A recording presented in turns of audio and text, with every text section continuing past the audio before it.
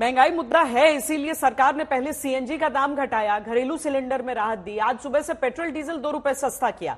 लेकिन क्या मोदी फैक्टर बाकी मुद्दों से बड़ा हो जाता है? फरवरी में देश का मिजाज जब इंडिया टुडे सी वोटर ने जाना, उसके नतीजों में इस सवाल का जवाब छिपा है। जहां 60.5% लोग प्रधानमंत्री के तौर पर नरेंद्र मोदी के कार्यकाल को बहुत अच्छा और अच्छा मानते हैं, मोदी के प्रधानमंत्री कार्यकाल को सिर्फ 23% लोगों ने ही बुरा या बहुत बुरा माना। मोदी पर देश के मिजाज में भरोसे की गारंटी इसीलिए मानी जा रही है। मोदी की गारंटी का दौर है, नए भारत की घोर, आउट ऑफ वारंटी चल रही दुकानें खोजे अपनी ठोर। यहाँ आपके मन में यह सवाल हो सकता है कि जब 10 साल तक लगातार नरेंद्र मोदी का शासन है तो एंटी इनकम्बेंसी क्या कहीं नहीं?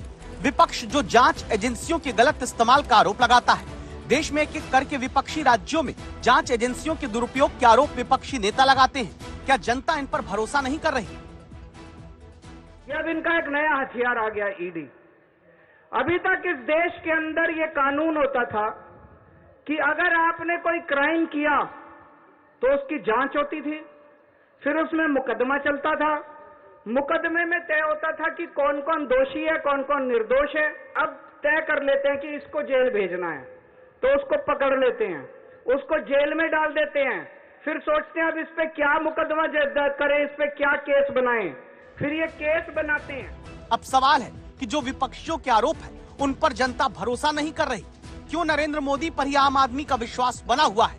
देश का मिजाज जानने वाले सर्वे में 46% लोग कहते हैं कि एनडीए राज में जांच एजेंसियों का दूसरों के मुकाबले ज्यादा दुरुपयोग हुआ, लेकिन 47% लोग ये भी मानते हैं कि भ्रष्टाचार को काबू करने में केंद्र सरकार कामयाब रही।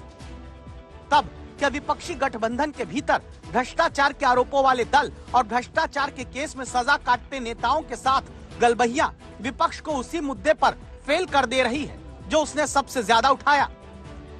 कहां ले जाना चाहते हो देश को तुम? जो सजा हो चुकी है, मैं ये तो समझता हूं कि आरोप जो है उनके लिए तो आप सोच सकते हैं, लेकिन जो गुनाह सिद्ध हो चुका है, जो सजा काट चुके हैं, जो सजा काट रहे हैं, ऐसे लोगों का महिमा मंडन करते हो आप? कौन सा कल्चर और देश की भावी पीढ़ी को क्या प्रेरणा देना चाहते हो आप? कौन से रास्ते और ऐसी कौन सी आपकी मजबूरी है? ऐसे ही मुद्दा है महंगाई, बेरोजगारी और आर्थिक प्रबंधन का। इन तीनों मुद्दे पर कांग्रेस लगातार जनता के बीच हर चुनाव में बीजेपी को घेरने उतरती आ रही है। सवाल है, क्या इन मुद्दों को भी जनता तक विपक्ष पहुंचा नहीं पा रहा, या ऐसे मुद्दों पर भी मोदी फैक्टर पूरी तरह से भारी है? क्योंकि देश का मिजाज जानने वाले सर्वे में 23.7% लोग महंगाई को केंद्र सरकार की सबसे बड़ी नाकामी मानते हैं। 17.7% लोगों को लगता है कि बेरोजगारी सबसे बड़ी नाकामी है। 12.6% लोगों को मानना है कि आर्थिक प्रबंधन भी सरकार की बड़ी नाकामी रहा। लेकिन ये फैक्टर सब पर भारी पड़ जाता है कि मोदी सरकार के कार्यकाल से 60% लोग सर्वे में पूरी तरह अपनी संतुष्टि जता देते हैं। महिलाओं का वोट क्या इस चुनाव में सबसे अहम होने वाला है, जो लगातार बीजेपी गठबंधन को सबसे ज्यादा वोट देती आई हैं? लेकिन इस बार इंडिया गठबंधन ने महिलाओं को लेकर 5 अलग वादे भी किए हैं। तब कल चुनाव की तारीखों के ऐलान के बाद क्या महिलाओं को लेकर वादों की सियासी फहरिस्त और लंबी होगी? मैं जब गुजरात में था तो कभी कभी कुछ ऐसी घटनाएं हो जाती थी कि लोग चिंता करते थे, मोदी जी आपकी सुरक्षा का क्या, आप चिंता क्यों नहीं करते, अपने आप को क्यों संभालते नहीं हैं? तो मैं एक ही जवाब देता था कि कोटि कोटि माताओं का, स्त्री शक्ति का मुझे सुरक्षा कवच मिला हुआ है।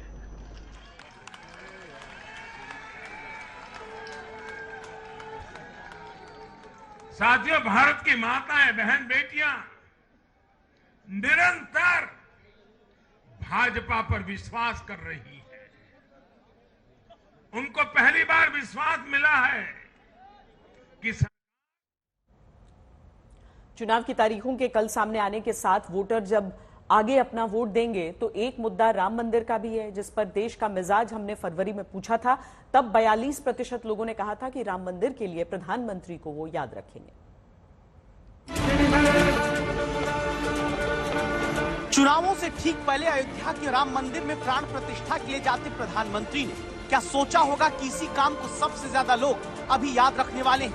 भगवान राम न सिर्फ अपने घर लौटे बल्कि एक ऐसे मंदिर का निर्माण हुआ जो भारत की महान सांस्कृतिक परंपरा को नई ऊर्जा देता रहेगा। कहा जा रहा है कि राम मंदिर 2024 के चुनाव का वो मुद्दा है जो स्थानीय सांसदों के प्रति अगर कोई नाराजगी है तो उसको भी काटने का जरिया बन रहा है। इसका सबूत 23 जनवरी को पहले दिन दर्शन करने वाले भक्तों की बातों में नजर भी आया। क्या यही वजह है कि देश का मूड जब इंडिया टुडे और सी वोटर जानने निकलते हैं तो पता चलता है कि एनडीए सरकार का कोई एक सबसे बड़ा काम पूछने पर 16.9% लोग कहते हैं राम मंदिर। इंफ्रास्ट्रक्चर विकास के मुद्दे से ज्यादा लोग राम मंदिर के निर्माण को बड़ा काम सर्वे में बताते हैं। और जब वोटर्स से सर्वे में पूछा जाता है कि किस एक काम के लिए नरेंद्र मोदी को याद करेंगे तो सबसे ज्यादा 42% लोगों का जवाब राम मंदिर ही होता है। 23 जनवरी से राम मंदिर में दर्शन आम लोगों के लिए शुरू हुआ। तब के पहले 7 दिन में दावा है कि प्रति मिनट 320 लोग देश के श्री राम मंदिर में दर्शन करने पहुंचे। और देश का मिजाज भी यही बताता है कि राम मंदिर का श्रेय सबसे ज्यादा लोग नरेंद्र मोदी को देने जा रहे हैं।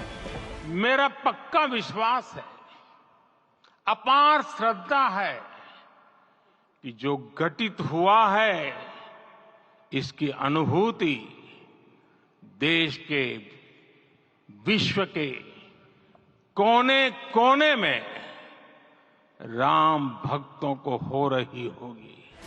विपक्ष जब राम मंदिर की प्राण प्रतिष्ठा से दूर रहा है और यूपी में मुख्य विरोधी पार्टी के मुखिया अखिलेश यादव अब भी राम मंदिर में दर्शन की तारीख नहीं बताते।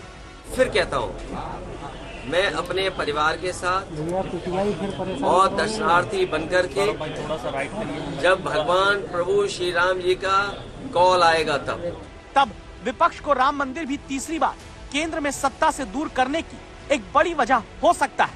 जहां देश का मिजाज कहता है कि 68.7% लोगों के मुताबिक राम मंदिर का निर्माण हिंदू पुनरुत्थान का प्रतीक है।